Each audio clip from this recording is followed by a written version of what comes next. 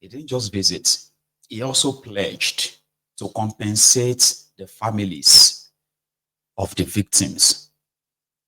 There's never been any kind of compensation whatsoever to the families of those who have been kidnapped or killed in Edo State since he became their governor, just for the record. You understand that now? On the side, some will say he's doing the right thing. Like you do everything to make sure that you douse the tension, not fuel it. But you also have your own people who are very upset, very angry. They felt abandoned, let down on their own. And of course, yeah, it's obvious that it doesn't give a shit about them, by the way. Like I said, since Dodo, your governor of Edo, became your governor, we have had not less than 20 recorded Fulani terrorist attacks in Edo State alone. And that's just being conservative or being like, you know what I mean? Since that guy became their governor, I have no video of him. There's no video of Dodo, your governor of Edo, Monday Odoyo. There is no any record, any video of his online. That since before he became your governor, and before he became your governor in Edo State, he was your senator, right? Then when he became your governor, there's no single video of his online where he went to commiserate with his own people who have been either just recently, ravaged by terrorists or outrightly kidnapped or even killed. Again, like I said, just for the record. So how does the people of Edo State themselves are currently taking this? There is a lady. Yeah, there's a lady who made a video in anger, by the way, that not that she supports Jungle justice, but come on. They killed a family member. They made it impossible for her to even go and bury her mother. Right? And to somebody like her, okay, the government gave them no choice but to use whatever they have to probably get whatever they want. Jungle justice, well, so be it. I think you should listen. I don't know why. I'm just going through my comment section and you guys are trying to turn it to a religion matter. The North is made up of both Christians and Muslims and traditional worshippers and atheists and other religions otherwise. The issue is not for you to separate yourself from the Fulani. Because what I'm seeing is that there is a very crazy need for the Hausa to separate himself from the Fulani. And you go as far as saying the Fulani hurts you too. So you know that the Fulani hurts you too and the Fulani is hurting everybody. But yet the Fulani are the ones that don't have any basic structure. They move from place to place. They are nomadic. So they really don't have anything to lose. Nobody said Muslims were the one that unalived the Urumi 16. Neither did we say it's you from Bauchi or you from Zamfara. The issue is that if the Hausas and us can collectively fight these Fulanis that is hurting you and hurting every other person that is making the Edo people misjudge. In answer be this, I be no be answer, na Fulani be this, I be no be Fulani. Something happen where can they make them, they talk, they look who be who. As they don't fit differentiate between Hausa and Fulani, now why they don't say everybody they go. It's better for them to finish these people than for them to sit down when they come and buy them again. So if we all have a common enemy, if we do have a common enemy, you as an Hausa lady, as a Hausa man, you know your common enemy. I know my common enemy. Why are we here still talking about it's Christian, it's not Christian, it's Muslim, it's not Muslim, it's Hausa, it's not Hausa? There is a reason why both of you people were misjudged. There's a reason why the Edo people could not differentiate who was Fulani and Hausa. There's a reason why. And you want to trace back your history, but there is no Hausa that is not married to a Fulani, or there's no Fulani that is not married to a Hausa. You guys are intertwined. You guys are a pack. You move as a pack. And I'm not talking about the people that live and settle in Nigeria and have a happy home and a permanent structure and pay their taxes and go to work. We all know that the people that do these things is headsmen. That is why it's called Fulani headsmen. It's not Fulani. It's Fulani headsmen. You know it is the headsmen. And so if we all have this common enemy, what the fuck are we still here? Arguing about goddamn religion and culture. arguing about goddamn history, telling me to go and read how Europe underdeveloped Africa. Fucking read it. What next? We are still fucking underdeveloped even after Europe left. So what the fuck are you telling me? What the heck are you telling me? Get the fuck out of my front. Nigeria has the worst passport in the world. And yet we are talking about I'm Fulani, I'm not Fulani, I'm Hausa, I'm not Hausa, I'm Kogi, I'm not Kogi. Get the fuck out of my presence. If somebody can travel from Port Harcourt from his village to where the fuck he's coming from to Port Harcourt to say he's a hunter, where is his meat? And if he said he sold the meat to make money, is that even legal? Can you go to somebody's state and kill their animals and sell it to the people that live there and make money and go back to your own state? Is it legal? There's so many ethical breach here. You cannot just simply defend it. And I'm sorry that happened. I'm so sorry that those Uromi 16 were unalive by jungle justice, and we also fight against the culture of jungle justice. But if we have a functional government and a functional security organization in Nigeria that actually tackle the issue, people would have taken those people to the police. But we have a lot of security breach. People don't trust the police. They don't trust the army. So what do you want these people to do? Again and again, Nigeria have failed us, yet you have excuses. You fucking have excuses, and that pisses me off. It pisses me off so much. Before I make this video to wish women happy Mother's Day, fuck you. Fuck you. Fuck all of you in the north. I don't have a village. The middle belt is bleeding, bleeding, bleeding. I do not have a village anymore because of Fulani headsmen. Every day, Fulani headsmen are unaliving people. My mother, we could not bury my mother. When my mother died, we had to give it 2 fucking months because the whole village was surrounded by Fulani headsmen. Kogi is gone. Benue is gone. Every day, Agatu people are running from their village because Fulani headsmen are attacking them. 2 months. When we buried my mother, we went to the soldier with the police. We did not stay. My mother is an important human being in that village. The first woman to earn an educational degree. The first woman to go to College of Education in a village. So when she died, you would expect that the whole crowd would be sitting by my mother's grave. But what did we have? When we came, the village was gone. Nobody was there. Only few people had gone and they were waiting for us. And if not for tradition that the body must return back to the ancestors, where the ancestors are, we would have not buried my mother in the village. We came, the grave was already dug. We put my mama inside grave, pray, and we got out of the village immediately because we had the Fulani headsmen were coming. But Uromi 16, you guys are defending hunters. You're saying the gun is licensed. They went from Katsina to Port Harcourt to hunt. So you can go from Katsina to Port Harcourt to hunt. Did the state of Port Harcourt give those hunters an allocation site for them to hunt? Do they have approval from the Port Harcourt state government for them to hunt in Port Harcourt? Or people can just leave their states in the north and go to the south and the southwest and the middle belt to do whatever they like. Fulani headsmen must stop. The government must stand up. The middle belt is gone. People will be sleeping in the night. Fulani headsmen will come and attack people and unalive them and steal their properties. When did we get to that point? If you're fighting for Uromi 16, you must fight for the justice of the middle belt. You must fight for the justice of the Fulani headsmen that move from place to place, unalive people. You cannot be selectively biased. You cannot come from the north and be pissed off that 16 of your brothers was unalive when every day people in my village were unalive and you said nothing. You said nothing. And so, yeah, happy Mother's Day to all of you. You know, sorry for the profanity. I couldn't take that off. And it makes it more original. Wish I could put a blip on it when she says, I said, boom. You know, that kind of like censorship, right? You blip it, say, boom, beep, beep, boom, something like that, sharp. But somebody was talking from the position of pain. I don't know if you probably noticed that. He is speaking from the position of pain.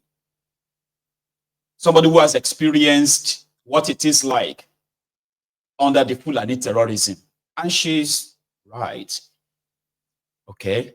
The idea of trying to explain to us that they are Fulanis, they are not Hausas, they are different, this and that.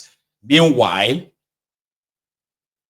or the idea of, they are killing us too, they are attacking us too, blah, blah, blah, as Hausas.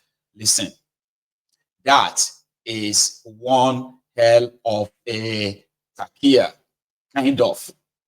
So like she said, if everybody knows that the Fulani terrorists, they are the main problems. So the ideal thing is always supposed to be for everybody to come together and deal with them.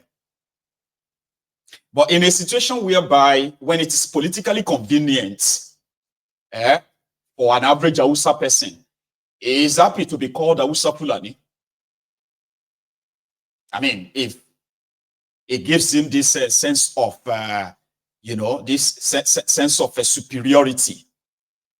I mean, Northerner, we are Northerner, we are bigger than you. You know what I mean?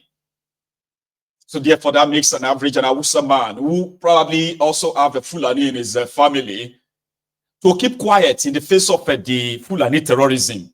In fact, they made him believe, if you see an average Northerner, they made them believe that going up against Fulanis, the Fulani terrorists in the southern part of Nigeria, is considered an attack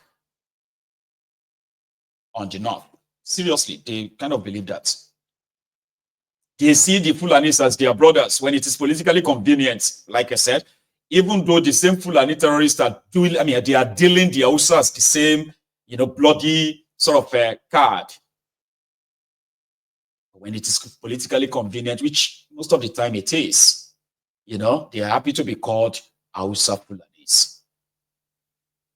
But they don't have anything in common per se, nothing. Historically, nothing. So when they went to their Edolites yesterday and they made a video asking, the government to do something, this and that, one of the Edolites also picked it up, okay, that, listen, it's good if everybody speaks up against mob jungle justice. It is not, it shouldn't, right? If it's not hypocrisy, it shouldn't be coming from the same people who looked away when Deborah was attacked, mobbed, was chased, right? Until they caught up with her. Our fellow students, they chased her, attacked her, and lynched her. And that means when they beat her, and she could no longer move, nobody came to her rescue. They set her ablaze. They burnt her to ashes. Mobs, they said he insulted their prophet, Muhammad.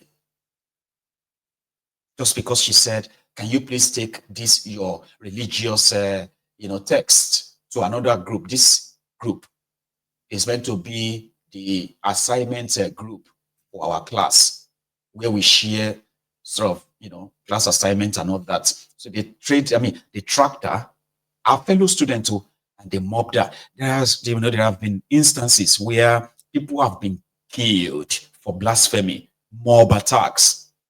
Eunice was killed in Abuja because, according to them, she was preaching Christianity too early in the morning. She was disturbing some people, and they came out. When I say some people, I'm talking about these fanatics. In Abuja Federal Capital Territory, they grabbed her, Baba, they killed her. They actually beheaded her or something. The current Emir of Kano, or Emir of Kano admin, Sanusi Lamido Sanusi, a terrorist himself. As far back as, the early 90s, when this Sanusi Lamido Sanusi was also leading the similar Islamic murderous mobs in Kano, beheaded a young man called Akaluka. Akaluka, right? Was a Christian, a preacher, a young man. He was targeted, traced, and once they grabbed him, they beheaded him, just to send a message to all of the wannabe pastors or Christians in northern Nigeria. No joke, true story. So that's what some people are saying, that, you know what? You are mobs, you are like, mobs in the name of your Allah. And nobody should take you serious, especially the route at which you want to kind of push it. intimidate or, gaslight, blackmail the South to make this look more or less like, this was yesterday. Brothers, justice for our brothers. We need to see they thought say we peace reign on. I say say justice for our brother. With the cash, where they see gun and everything, bullet for say gallow. And I say justice for them. People, their brother somewhere with the key because he is to our religion, una bona. And not to say justice. Nobody come outside. If justice never take place with that again, see when we not talk about this matter again. When anyone not come outside, I could talk about justice again. Like us now, not until talk justice, not be a doctor until talk justice. No. Sabi, I full and need to keep people. No. It say justice, but it don't happen to no. They find justice everywhere. When president can give una the justice more this year. Now, alone and now president is support. We give una. brothers. Justice for who? Justice for your brothers, right? Again, no, don't get me wrong, but these are the people reacting because according to them, people are being killed almost on a daily basis. And for some reason, it never made it to the headlines in Nigeria. The Northerners who see these videos online, some of them pretended that they don't see them. I mean, you regularly see something like this. I have never really, I don't know, maybe you do. Like, I don't know any popular social media influencer from Northern Nigeria that is known to be a regular condemner or somebody who calls out stuffs like this that are taking place in the middle belt of Nigeria and the southern part of Nigeria, Edo, Delta, Agbo, Port Harcourt, all these areas.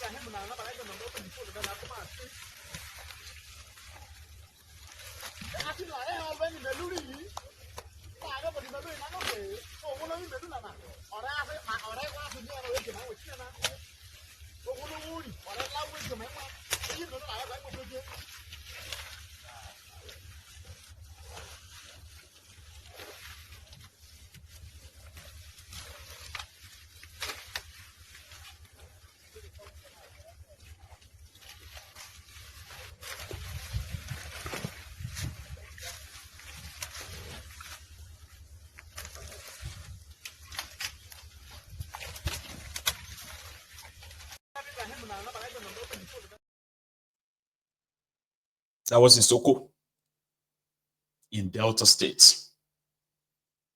Okay. And for Yoruba people, again, they have their reasons. Like I said, a lot of this stuff goes on. They have been going on in that place. I'm talking about lives have been lost. Tens of lives have been lost. Thousands of these have been lost. So this is a Fulani terrorist. But we have been possibly like browbeaten to just take it. Like it's normal. If the Fulani want to come and kill you, just run away. Don't let them kill you. Don't try to fight back, because if you should fight back and the Fulani dies, soldiers will come, they will arrest you. This is the reality of our people in that contraption today. Listen to this guy. What is your perspective over the recent mob attack or killing involving 16 alleged terrorists or Fulani herders or hunters? Your take on this development? God bless you. See, when you say hunter, they are not hunters, they are Boko Haram, they are killers. See, their days have been numbered. Now, we have to wake up from our slumber. We can't be sleeping anyhow. You don't tell one to sleep, they kill us. Our farm, nobody's there for farm anymore. You plant cassava, Sarah, you plant yam, Sarah. You can't even go farm because you are afraid. We kill you, we rape your wife or your president, they will rape your daughter. Now, the boys now wake up and say, no, if you sleep like this, at the end, they will take us over. So we have to tell them who we really are. We are Nigeria. We are from Edo State. We are the heartbeat of the nation. Give them the example. Heartbeat of the nation, the heart, the beat. So we have to stop their illegality, their illegal brutality. Now revenge, now payback time. We are waiting for them. We are waiting for any fucking time for them. But we know that they will try to come and say they want to come back. Let them come back. The federal government, they are watching now. When they kill us, nobody they cough. Now you are telling them, say, go and arrest. Come arrest everybody now. How you declare the state of emergency there? See on Sunday, they invaded that church. Any Fulani else you catch? If you see anyone, nah, he said, may they go arrest. See, we are waiting all of them because the time has come to let us stand up and fight. Just stand up for your rights. Stand up. Now we stand up. We are waiting. And we know if we don't stand up, they will not run. Now, there is a sign in them that those people, they are not Tata, they are lions. We are lions. We are the heartbeat of the nation. We don't give a damn. A lot of people cried out to the governor, but he failed to protect the people. Why is it so? You see, you don't tell when you don't give alarm, they shout, say, government will come and rescue our life, but nobody came. Every day you're killing. What happened? No. But now, we have to take the boom by the horn. We have to let them know to stop the massacre. Otherwise, we'll take law into our hand. They call it